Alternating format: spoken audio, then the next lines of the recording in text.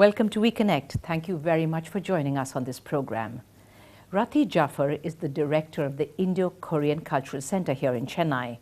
She's been involved with cultural activities and Indo-cultural activities for many years now, and it's our delight to have her on our program. Thank you so much, Rathi, for being here. Let's ask first what your center is all about. Is it only cultural? Yes, the Indo-Korean Center was set up in 2006 to promote primarily an intercultural dialogue between India and South Korea, considering there's so much trade between the two countries. And I think Chennai is unique in the sense that it's home to almost 3,000 Koreans. That's residents. A lot of people. Yes. Out of the 8,000 in India, we have 3,000 in Chennai. There are about 150 small and medium Korean-run companies. The big Hyundai factories, there's Samsung, there's Lotte.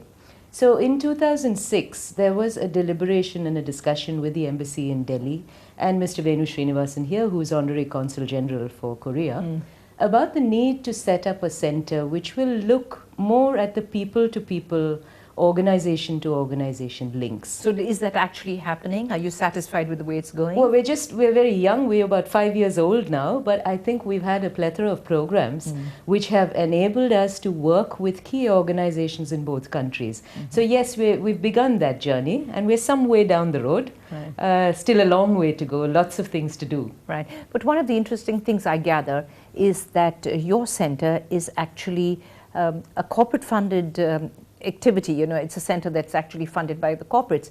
So isn't that unusual, Rathi? It's very unusual, and I think we're the only center in all of India which has no government support directly. We keep the two governments informed through the Embassy of Korea in Delhi and ICCR here on the Indian side. Right. But it's primarily funded by Hyundai Motor India Limited and TVS Motor Company. Okay. And since 2008, we have a membership program of platinum, gold and silver members, Indian and Korean companies, who are either already doing trade with each other or intend to. And they support the center for specific benefits that we bring through to them. Right. And of course, it's not necessarily confined only to the people who work in these corporate entities that you're talking about. I mean, it is open. Is it in fact open to anybody? Oh, yes, it is. It is completely open. The funding is at the moment with companies on either side. The programs are for everybody. So it's really to bring about a greater understanding of Korea. Considering we have so many residents here, we know very little. All of their products seem to be household products. Yeah. There's a lot of consumer recall, I think, in terms of either cars or mobile phones. Made in Korea. Yeah, I think suddenly there's been an explosion in the market in terms of products from this country. But what about their wonderful art, their music, their cuisine, their style of dress, their mode of speech? So I think our center was really set up to bridge that gap. So right. So now you're talking about culture, you're talking about clothes, cuisine. What do you think would be, for an Indian, say like myself, what do you think would be the most attractive thing about South Korea? Well, I think when we started in 2006, it was really interesting because it was almost a zero-level understanding of what Korean culture is all about. It was seen as this distant land. We had about maybe 2.5 pages in our history textbook talking about the Korean War. Yes. We did not have any direct engagement with them. And I remember when I went to the interview, I sort of thought, okay, how many Korean writers do I know? What about Korean movies? Yes, I do know a couple of them, but it's not something that we have engaged with any sort of depth, let's say. So the first challenge for us at the center was, how do we start up with zero-level awareness and build it up to a level of engagement? And for that, we deliberately focus on 3 strands: culture, language, and wellness. So culture is the entire range of the performing and visual arts. So dance, music, theater, film, the entire works, as well as painting, sculpture, ceramics. Language is the teaching of Korean and further down the line into Korean studies. Wellness is taekwondo, calligraphy, but also yoga from this side for the Korean residents who are here. And we do have a conversational English class happening for those who are interested to come in as well. Right. So all of our programs has looked at what are the distinct differences or what are the synergies, the point of contact in terms of commonality of culture. So just to give you one example, we've had music groups who've come out quite regularly.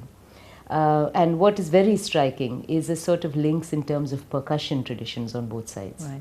So whether we're looking at the traditions from Kerala or from Manipur or from Karnataka or Central India, you have both in terms of the actual instrumentation and also the techniques and the styles. So in the first 5 years, we've been focusing very much on bringing in ready-made shows from Korea, very high-quality shows that have traveled the world. So not looking at something which is so particular to the culture that cannot be understood. Right. So tell me, in the past 5 years, Yeah. since you got set up, the center started, have you seen an actual increase in interest in South Korea? Yes, most definitely. Really? I think Tell there me have been about it. people who've come in with just out of curiosity to see what this show is about, and they've now become very regular members of our audience. I think that's one indication of the fact that people are enjoying the programs that are coming out, are finding some sort of link, emotive link, academically perhaps, or understanding it more from a research point of view. But definitely there is an increase in terms of the audience turnout and requests that we have been getting from around the country for programs. Right. One thing we do is we always link up a key Indian organization and a key Korean organization when we present our work. So it's never INCO Center alone. And I think the objective is also to make those vital links between cultural organizations and on both Right. sides. What about art specifically?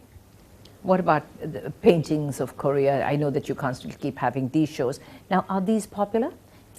Paintings, of course, we've just closed a very popular exhibition which had about 150 paintings from Korea. This contemporary, calligraphic and traditional work.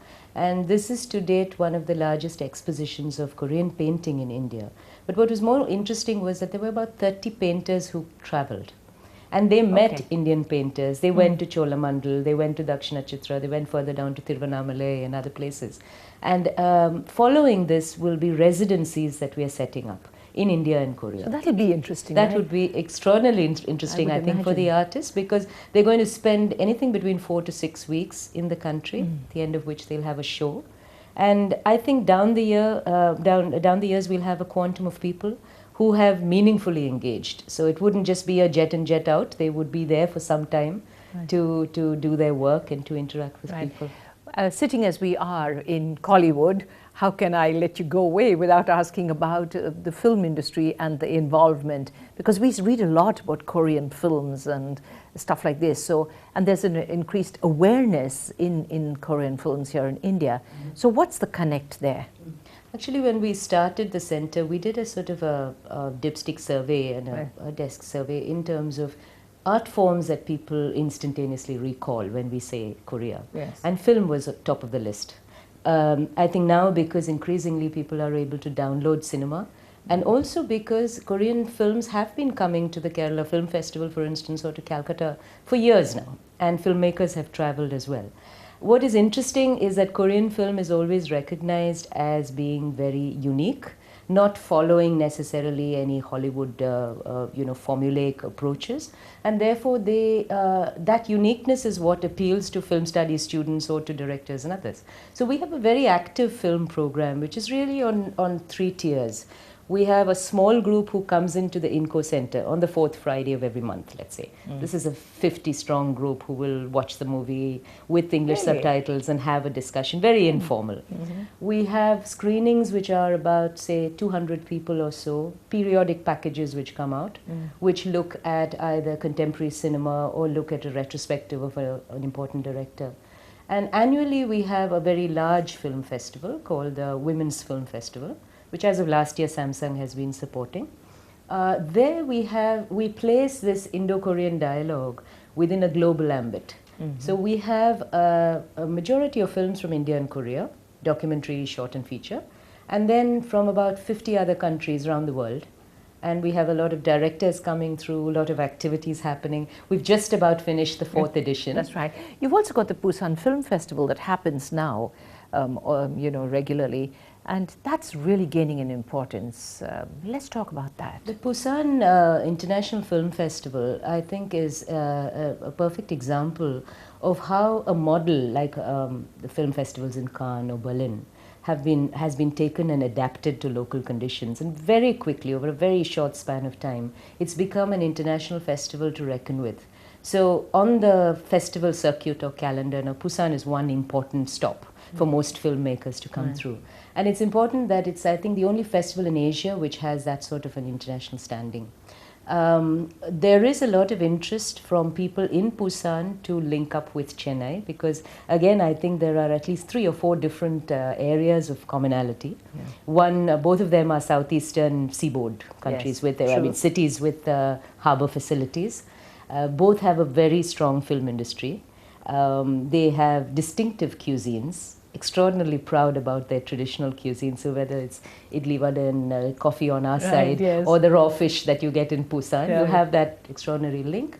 And there is now an expressed interest of wanting to link culturally between the two cities. So it's a very early, we're in the early stages right now, and we're working on facilitating a dialogue between the governments of both sides, and we'll only facilitate, and then we'll probably move back and allow it to happen naturally. Rathi, I believe Indian film stars are quite popular in South Korea. Rajinikanth, for instance? Actually, no. I was very surprised 5 years ago when I visited, and I said, well, do you know anything about Indian cinema?